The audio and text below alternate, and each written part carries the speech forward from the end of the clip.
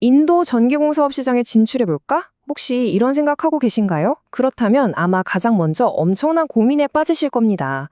바로 첫 번째 거점을 인도의 심장, 수도 뉴델리로 해야 할지, 아니면 거대한 잠재력을 가진 우타르 프라데시주로 가야 할지, 바로 이 선택의 문제죠. 지금부터 우리 한국 기업들이 인도의 복잡한 규제 환경을 뚫고 성공적으로 안착하기 위한 아주 명쾌한 전략 로드맵을 제시해드리겠습니다. 오늘 우리가 살펴볼 내용은 이렇습니다. 먼저 가장 기본인 법인 설립부터 시작해서요. 인도의 아주 독특한 이중 인허가 시스템을 파헤쳐 볼 겁니다. 그리고 오늘의 하이라이트죠.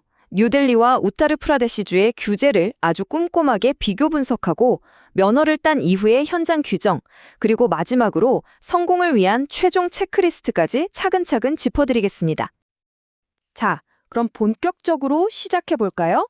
인도에서 사업을 하려면 뭐부터 해야 할까요? 바로 여러분의 비즈니스를 법적으로 단단하게 지켜줄 그 첫 번째 토대, 법인 설립에 대해 알아보겠습니다. 여러 가지 형태가 있지만 결론부터 딱 말씀드릴게요. 전기공사업처럼 장기적으로 수익을 내야 하는 사업이라면요.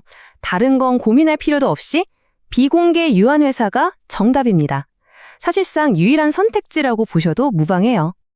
왜 하필 유한회사일까요? 이 표를 보시면 바로 답이 나옵니다. 우선 세금부터 다 달라요. 유한회사는 법인세율이 20에서 30% 수준인데 지사 형태로 들어가면 무려 40%입니다. 근데 더 결정적인 건요. 유한회사는 외국인 직접 투자가 100% 자동으로 승인되지만 지사는 인도 중앙은행의 아주 까다로운 승인을 거쳐야 하고요. 심지어 제조나 가공 같은 활동은 아예 금지됩니다. 사업의 확장성 자체가 비교가 안 되는 거죠. 그리고 법인을 세울 때 이건 정말 꼭 기억하셔야 하는 규정인데요. 바로 상주이사 제도입니다. 이게 뭐냐면 회사 이사 중에 최소한 한 명은 1년의 절반 이상, 그러니까 182일 이상을 인도에 직접 머물러야 한다는 뜻입니다. 이건 사업 첫날부터 인력 파견 계획을 짤 때 반드시 고려해야 할 핵심 변수입니다.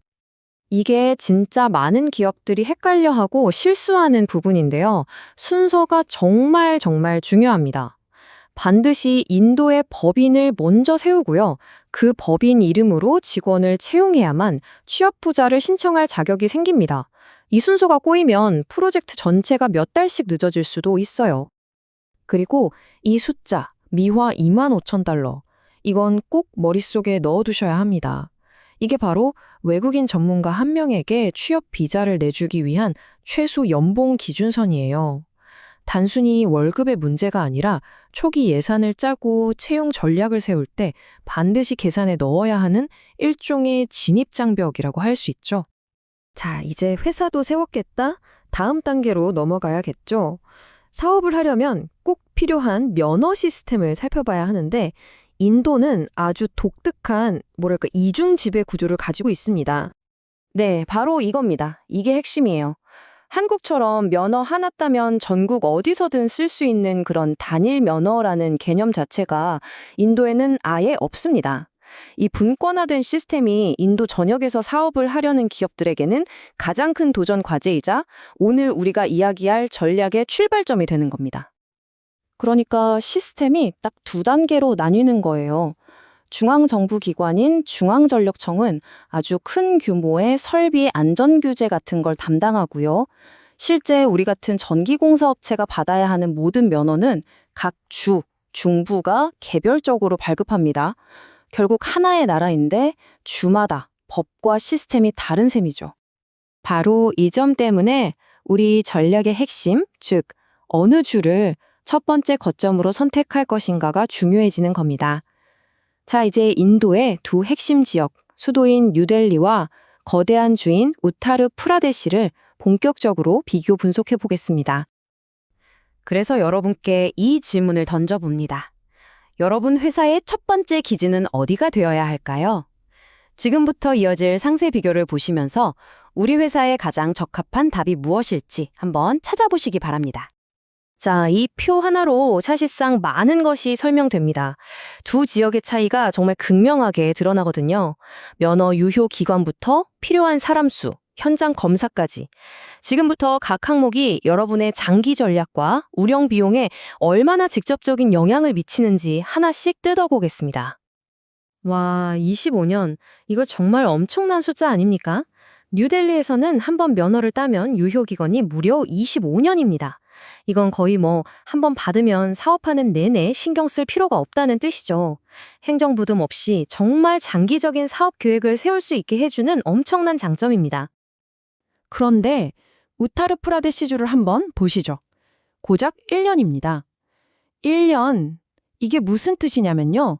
매년 똑같은 서류 작업을 하고 똑같은 절차를 밟아서 면허를 갱신해야 한다는 겁니다. 한창 사업에 집중해야 할 시간과 에너지를 매년 행정 업무에 쏟아부어야 하는 거죠. 인력 문제도 아주 흥미롭습니다. 우타르 프라데시주에서 최고 등급인 클래스 A 면허를 받으려면요. 지금 당장 공사가 있든 없든 상관없이 최소 감독관 1명에 전공자 2명을 무조건 고용하고 있어야 합니다. 처음부터 고정 인건비가 나가는 구조인 거죠. 반면에 뉴델리는 프로젝트 규모에 맞춰서 훨씬 더 유연하게 인력을 운영할 수 있는 길을 열어두고 있습니다. 자, 이제 어려운 과정을 거쳐 면허를 땄습니다. 그럼 이제 현장으로 나가서 공사를 시작해야겠죠? 그런데 여기서 또 다른 법이 우리를 기다리고 있습니다. 바로 인도의 아주 엄격한 현장 노동법과 안전법입니다. 이 BOCW 법이라는 게 있는데요. 근로자가 10명만 넘어가는 건설 현장에는 무조건 적용됩니다. 고용주로서 안전모 같은 개인 보호 장비를 당연히 제공해야 하고요. 안전 교육도 시켜야 하고 깨끗한 식소나 휴게소 같은 복지 시설까지 마련해줘야 하는 등 아주 폭넓은 책임을 지게 됩니다. 그리고 여기서 제일 중요한 돈 문제가 나옵니다. 바로 이 1%. 이게 뭐냐면 프로젝트 전체 비용의 1%에 해당하는 금액을 건설 근로자 복지기금으로 의무적으로 내야 한다는 겁니다. 이건 단순한 세금이 아니고요. 모든 프로젝트의 견적과 예산에 처음부터 반영해야 하는 직접적인 금융비용인 셈입니다. 자, 그럼 지금까지 나온 이 모든 복잡한 내용을 인도 시장에 성공적으로 진입하기 위한 최종 실행 체크리스트로 딱 정리해드리겠습니다. 이것만 기억하시면 됩니다. 여러분이 가져가셔야 할 행동계획은 이 4가지로 요약됩니다. 첫째, 법인 형태는 무조건 비공개 유한회사로 가시고요. 둘째, 상주이사와 핵심 기술 인력을 미리 확보해야 합니다. 셋째, 우리 회사의 목표에 맞춰 뉴델리냐, 우타르 프라데시냐, 주에 딱 맞는 인허가 전력을 짜야 하고요. 마지막으로 어쩌면 가장 중요한 거죠. 이 모든 과정을 도와줄 현지 전문가와 반드시 파트너십을 맺어야 합니다. 다시 한번 강조하지만 인도의 법이나 행정 절차가 정말 우리 생각보다 훨씬 복잡합니다. 이걸 혼자서 다 해결하려고 하면 시간은 시간대로 쓰고 리스크는 커질 수밖에 없어요. 그러니까 현지 전문가를 활용하는 건 비용이 아니라 시간을 절약하고 위험을 최소화하는 가장 확실한 투자라고 생각하셔야 합니다. 자, 이제 다시 맨 처음의 질문으로 돌아왔습니다. 25년이라는 장기적인 안정성을 택할 것인가? 아니면 매년 갱신해야 하는 행정 부담을 감수하고 더 큰 시장에 도전할 것인가?